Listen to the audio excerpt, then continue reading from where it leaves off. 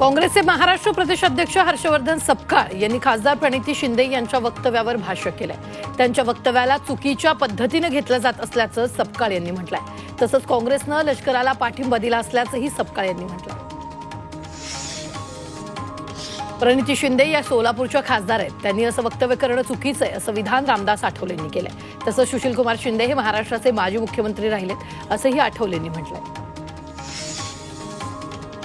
दोन्ही संभाजी ब्रिगेड एकत्र येणार असल्याचं मनोज आखरे यांनी सोशल मीडियावर जाहीर केले। त्यानंतर प्रवीण गायकवाड यांनी त्यावर भाष्य केले। दोन्ही संभाजी ब्रिगेड एकत्र आल्यावर त्याचा फायदा होईल असंही गायकवाड म्हणाले।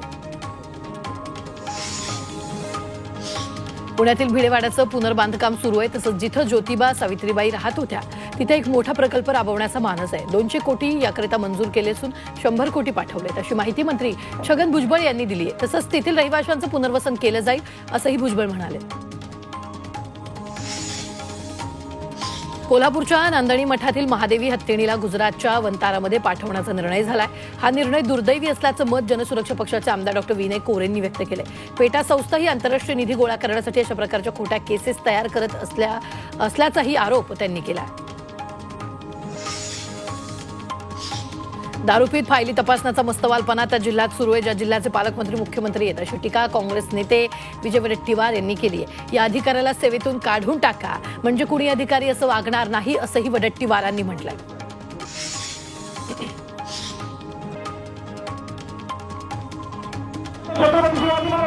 29 दिवसापासून सुरू असलेलं अमोल केंद्रे आणि अश्विनी केंद्रेंचं बेमुदत धरणं आंदोलन मागे घेण्यात आलंय। रेल्वे प्रशासनाच्या आश्वासनानंतर आंदोलन मागे घेण्यात आलंय। दिव्यावरून सकाळी 6 ते 11 लोकलच्या फेऱ्या वाढवणार तसंच कल्याण डोंबिवलीवरून सुटणाऱ्या जलद लोकल दिव्याला थांबा मिळणार या मागण्या मान्य झाल्यानंतर आंदोलन मागे घेण्यात आलंय। रायगडच्या माणगावमधील कशेणे गावात बिबट्याचा मुक्त संचार सुरू आहे। घराच्या दरवाजापर्यंत पोहोचलेला बिबट्या सीसीटीव्हीत चित्रित झालाय। यापूर्वी देखील बिबट्यानं कुत्र्याची शिकार केल्याची घटना समोर आली होती। या घटनेमुळे परिसरात भीतीचं वातावरण पसरलेलं आहे। जालना शहरातील रस्त्याची दुरावस्था झाली आहे। या खराब रस्त्यांमुळे नागरिकांना मोठा त्रास सहन करावा लागतोय। दरम्यान प्रशासनानं रस्त्याच्या दुरावस्थेकडे लक्ष द्यावं अशी मागणी नागरिकांनी केली। कल्याणमध्ये मराठी तरुणीला परप्रांतीय तरुणानं अमानुष मारहाण केली होती। या तरुणीला मारहाण करणाऱ्या आरोपीच्या भावाचा जामीन अर्ज कोर्टानं फेटाळून लावलाय। त्यामुळे मुख्य आरोपी गोकुळ झा आणि त्याचा भाऊ फुलेश्वर झा याचा मुक्काम तुरुंगातील वाढलेला आहे। रत्नागिरीच्या चिपळूणमध्ये फार्मसीचं शिक्षण घेणाऱ्या तरुणानं आत्महत्या केल्याची घटना घडली। शौचालयात गळफास लावून या तरुणानं आयुष्य संपवलंय। ओवेस जुल्फिकार मुल्ला असं या युवकाचं नाव असून आत्महत्येचं कारण अस्पष्ट आहे। तर पंजाबच्या अनेक भागात मुसळधार पाऊस झाला। या पावसामुळे भटिंडामध्ये मोठ्या प्रमाणात पाणी साचलंय। त्यामुळे नागरिकांना आणि वाहन चालकांना मोठा त्रास सहन करावा लागतोय। प्रशासनानं नागरिकांना सतर्कतेचा इशारा दिला। जम्मू काश्मीरमधील रामबनच्या सनासर परिसरात 2 शासकीय शाळांचे शिक्षक अचानक आलेल्या पुराच्या पाण्याच्या प्रवाहात वाहून गेल्याची घटना घडली आहे। एसडीआरएफच्या टीमनं केलेल्या शोधकार्यात या शिक्षकांचा मृतदेह 150 आणि 300 मीटर खाली आढळून आला। जगदेव सिंग आणि संजय कुमार अशी या शिक्षकांची नावं असून रामनगरमधील गोरडी तालुक्यातील रहिवासी होते। 10 दिवसात युक्रेनमधील युद्ध थांबवा अन्यथा अमेरिका रशियावर कडक निर्बंध लावेल असा इशारा अमेरिकेचे राष्ट्राध्यक्ष डोनाल्ड ट्रम्प यांनी रशियाला दिलाय। यावर रशियाचे माजी राष्ट्रपती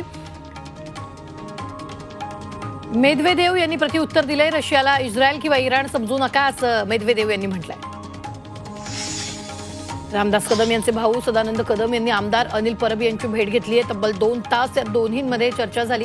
त्यावर मी व्यावसायिक कारणासाठी आणि गणपतीसाठी भेटायला आलो होतो। मी परब यांना महिन्यातून एकदा भेटायला येत असतो अशी प्रतिक्रिया त्यांनी दिली आहे।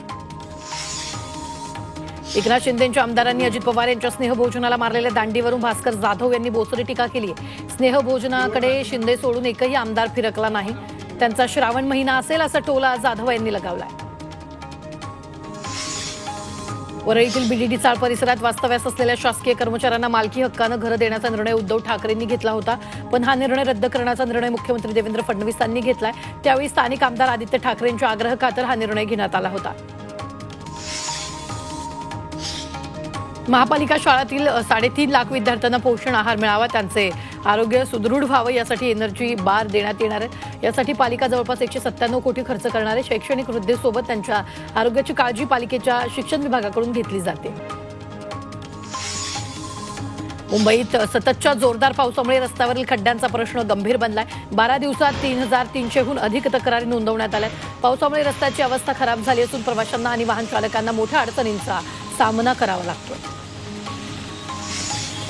उत्तम हवेचं शहर म्हणून ओळखल्या जाणाऱ्या पुण्यात हवेच्या प्रदूषणात वाढ होत चालली आहे. महापालिकेच्या पर्यावरण सद्यस्थिती अहवालातून हे स्पष्ट झालंय. सलग दुसऱ्या वर्षी पुण्यात 3 दिवस हवेची गुणवत्ता वाईट म्हणजेच आरोग्यासाठी धोकादायक नोंदवण्यात आली.